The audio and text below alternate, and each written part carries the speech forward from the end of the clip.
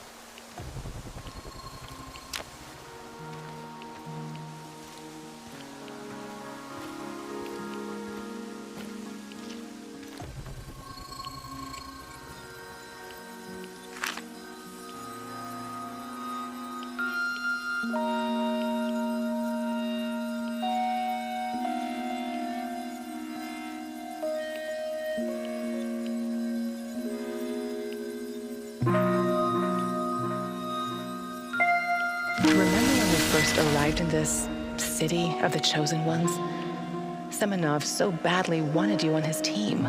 You were handpicked from Leningrad Polytechnic. You and Boris. And you, Tanya. Please, stop lying to yourself. I was only invited here because of you. This was your adventure all along. You were the hero who was supposed to make a difference. We both wanted this. You wanted this. But have you ever asked what I wanted? Tanya, please. Everything I've done, everything I planned, it was all for us. This was supposed to be our future. Future?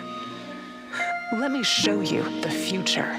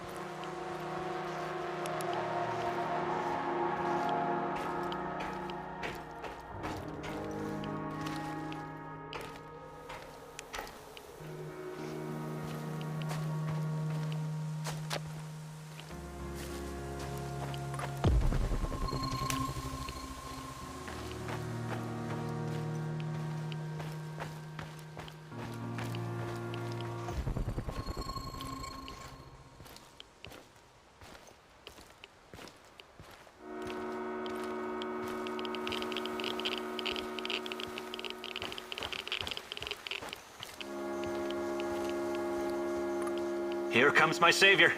Are you in need of more ammo? Are you selling any weapons? Of course. Only the best. Custom-made stuff.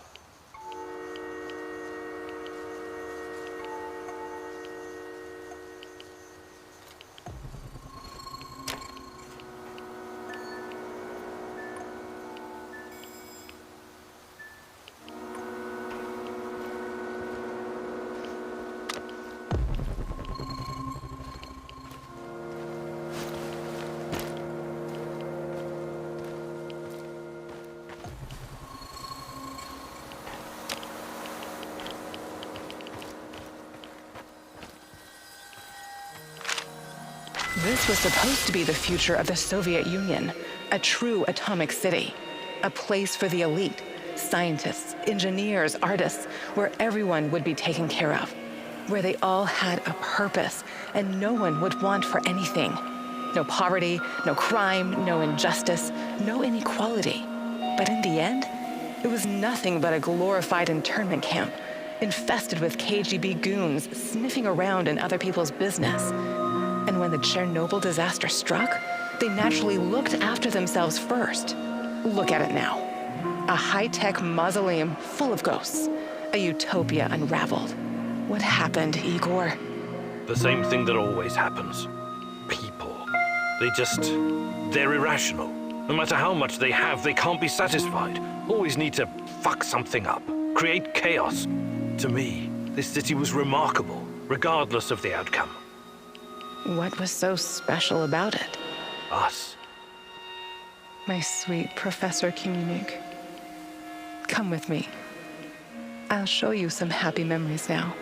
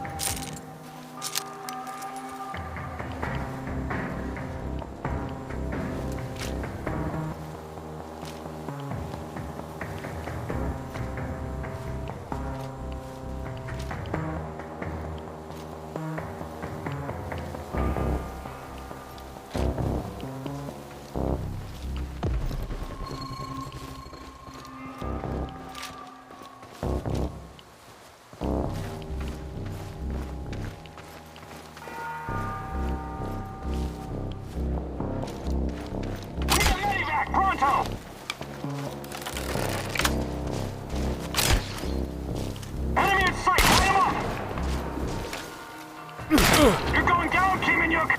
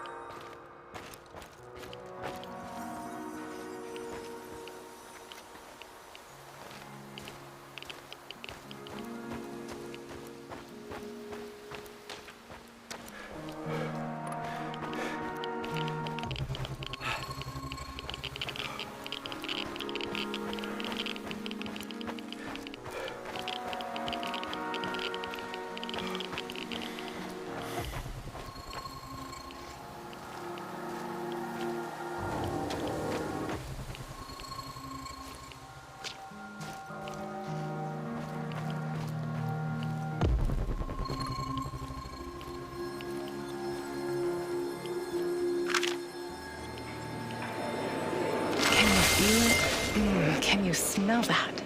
It's the breeze off the Pripyat River. Flowers in bloom, coffee brewing, lemonade. We ate dessert and read together in the grass. Yes, you always brought science fiction. What was the name of that author you liked? The Strugatsky brothers? Or Walktrough? Sometimes it felt like having a third person at the table. That was fun. Do you remember the roar of the hydroplanes cruising to Kiev? You used to take me there. It was a long time ago, but yes, I think so. Come winter, we'd go skating on the river, just like my childhood in Murmansk. You used to move so fast, like a torpedo, spooking those poor fishermen sitting by their holes in the ice. And I was such a horrible skater. You were the worst. But you had me.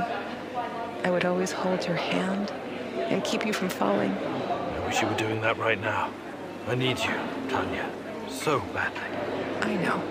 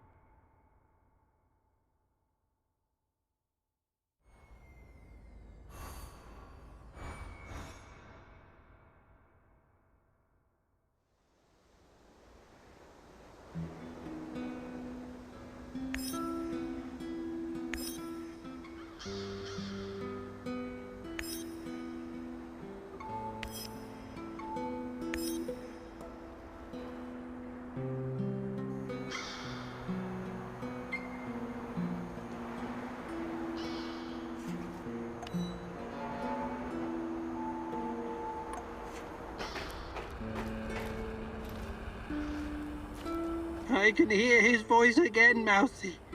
He whispers. The Rat King is talking to you? I wouldn't call it talking necessarily. It's more like a feeling of impending doom. Terror. It's always there, rustling about in the shadows. I can feel its gaze upon me, inhuman, infernal, like something from the void. Who is the Rat King? Bet you ask, what is the Rat King? Its mind is beyond the comprehension of us mortals, Mouse. But surely I can do something to help. You are helping, Mousy. Yes, of course you are helping. You are my right hand in the struggle against Rat King's forces. But the final battle will be mine, and mine alone. Why? As the poet said, the best laid plans of mice and men often go to shit. I see. And I'm the mouse in this quote? Why wouldn't you be, Mousy?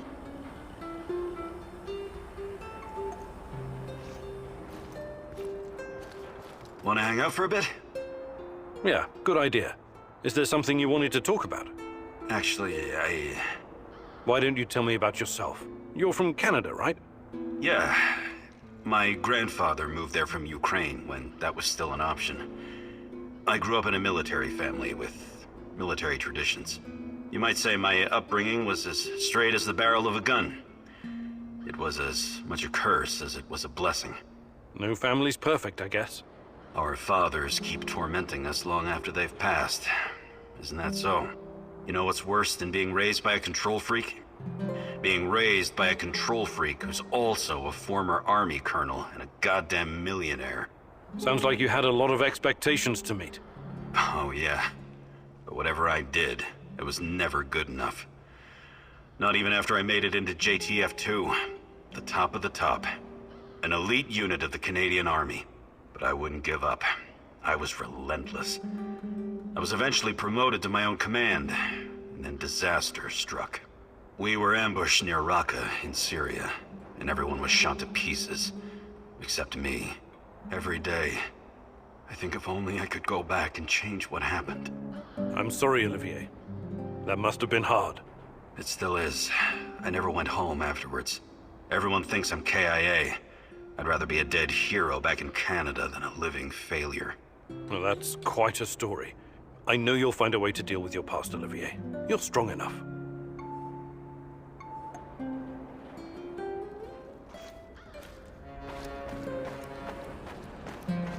How are things, Professor?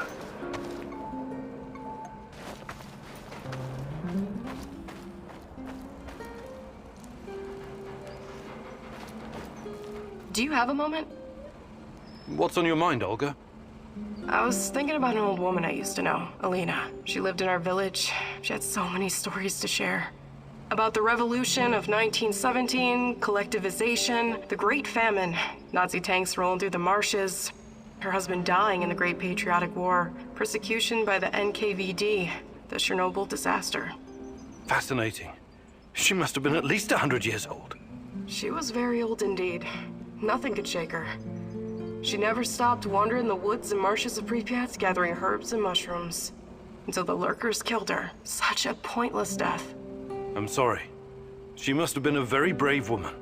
I asked her once, what kept her going through all those dark years? Do you know what she said? I wanted to live.